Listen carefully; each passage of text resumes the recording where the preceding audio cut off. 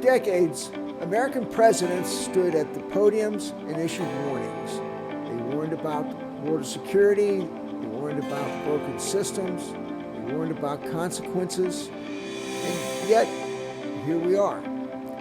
Immigration isn't a new crisis, it's an old conversation we never finished. Tonight, we're going back to hear what they actually had said and why it still matters.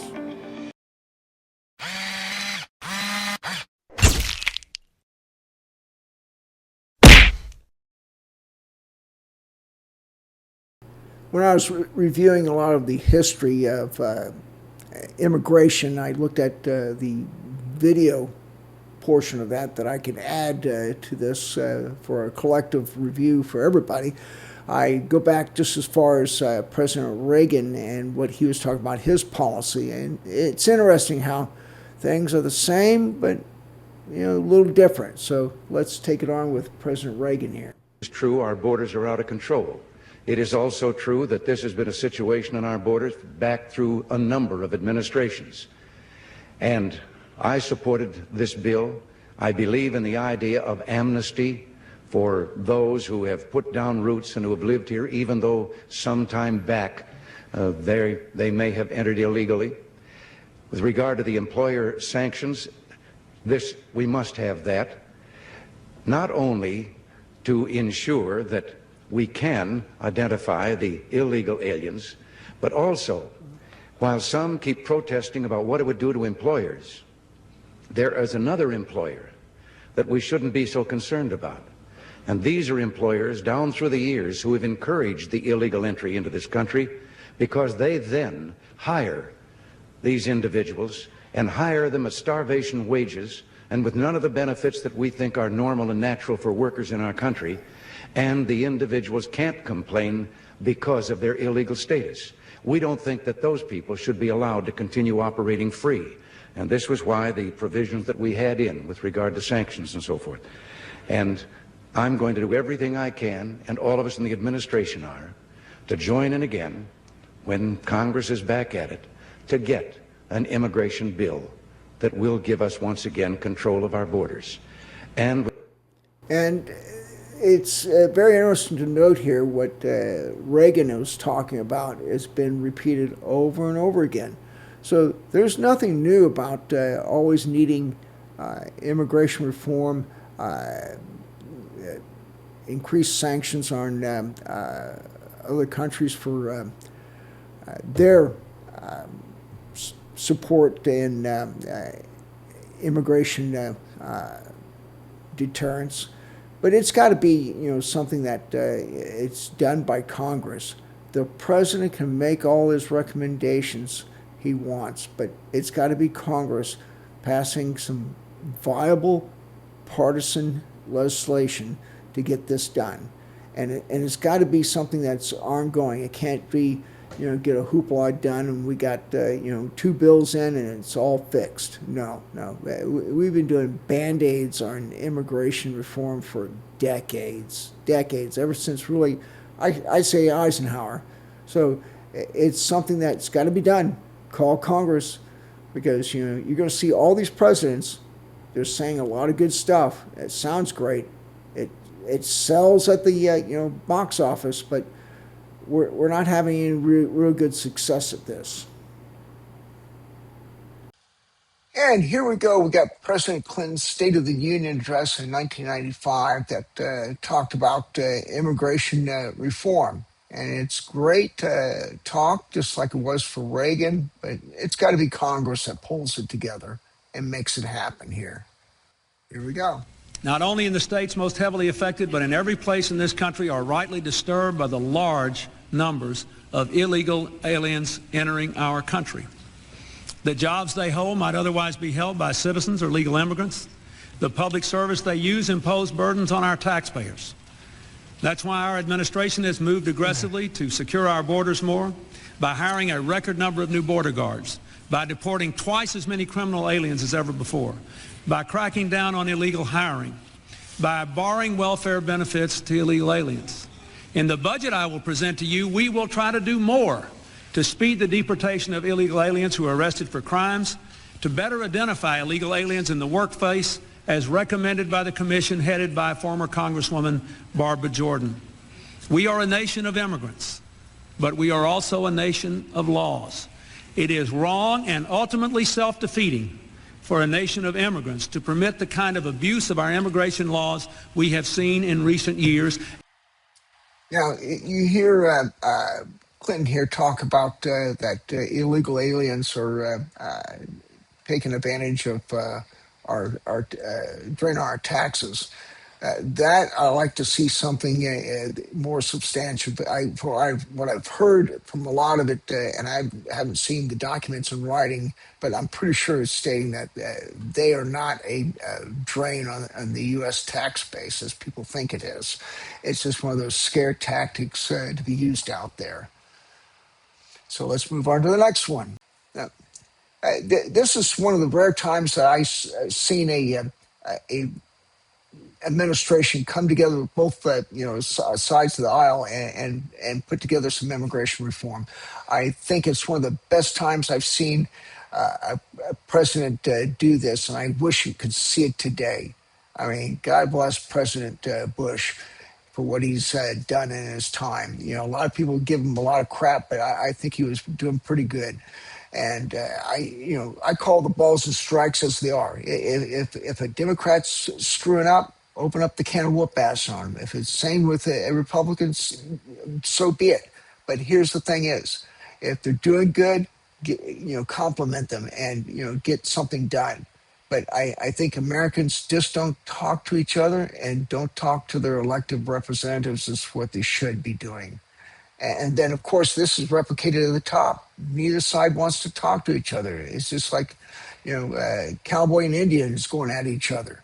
So it's just incredible to see how things are, developed over the decades. Gutierrez, second. I congratulate members of the Senate, both political parties, who decided it was time to work together to come up with a comprehensive immigration bill that addresses a major problem facing our country. After weeks of long work, these negotiations came to a successful conclusion. I want to thank the members of the Senate who worked hard. I appreciate the leadership shown on both sides of the aisle. I look forward to a good vote out of the United States Senate as quickly as Leader Reid can get the bill moving. And then, of course, we look forward to working with the House of Representatives to take this first step and convert it into a successful second step. I really am anxious to sign a comprehensive immigration bill as soon as I possibly can. Today we took a good step toward that direction. Thank you. And this, like I said, you just don't see this anymore. This is really something that is sorely missed in our government. And here we got Obama, again, trying to do the same thing like the past presidents have been doing. It still goes back to Congress making the laws and have them stick and work. Keep enforcing them, because once they're passed, Congress has got to do the enforcement piece. That is just something that people just don't realize has got to happen. So give it away for President Obama. I believe that the best way to solve this problem is by working together to pass that kind of common sense law.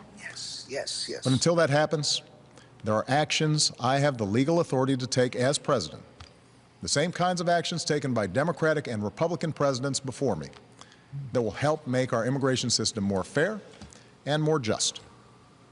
Tonight, I'm announcing those actions. First, we'll build on our progress at the border with additional resources for our law enforcement personnel, so that they can stem the flow of illegal crossings and speed the return of those who do cross over. Second, I'll make it easier and faster for high-skilled immigrants, graduates, and entrepreneurs to stay and contribute to our economy, as so many business leaders have proposed. Third, we'll take steps to deal responsibly with the millions of undocumented immigrants who already live in our country. I want to say more about this third issue because it generates the most passion and controversy. Even as we are a nation of immigrants, we're also a nation of laws.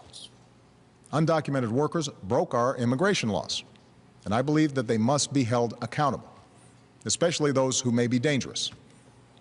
That's why over the past 6 years, deportations of criminals are up 80%. And, it's the point here. He kept his word. They called him the deporter in chief. And we didn't have protests going on during his administration, because most of it was done at the border, vice what's happening now, where it's done in the interior, in neighborhoods, in churches, in places that you got families. I mean, you're just breaking communities up right now. It's just horrendous. But may we go on here, the history of our presidents in immigration reform. And here we go in our last entry of presidents talking about immigration reform. There's a lot of threads here that are on similar veins of what they're trying to do, but it's again, a president's got to take it to Congress, and Congress has to act on it. That's the magic that the president must have in order to do something. It is not his alone to deal with. So we've got to get people involved here. It is a nation built on laws to help the country grow.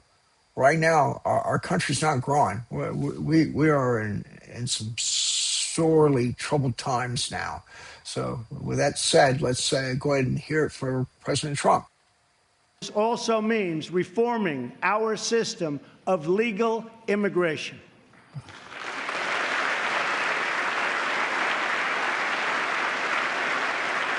The current outdated system depresses wages for our poorest workers and puts great pressure on taxpayers.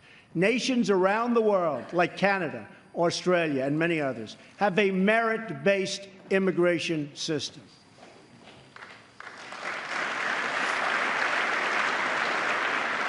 It's a basic principle that those seeking to enter a country ought to be able to support themselves financially. Yet in America, we do not enforce this rule, straining the very public resources that our poorest citizens rely upon. According to the National Academy of Sciences, our current immigration system costs American taxpayers many billions of dollars a year. Switching away from this current system of lower-skilled immigration and instead adopting a merit-based system, we will have so many more benefits. It will save countless dollars, raise workers' wages, and help struggling families, including immigrant families, enter the middle class. And they will do it quickly, and they will be very, very happy indeed. Now, the thing is that you look at the threads, I said, with all these president administrations, where they're trying to work together and get Congress to do something, has been one thing. But we've got to get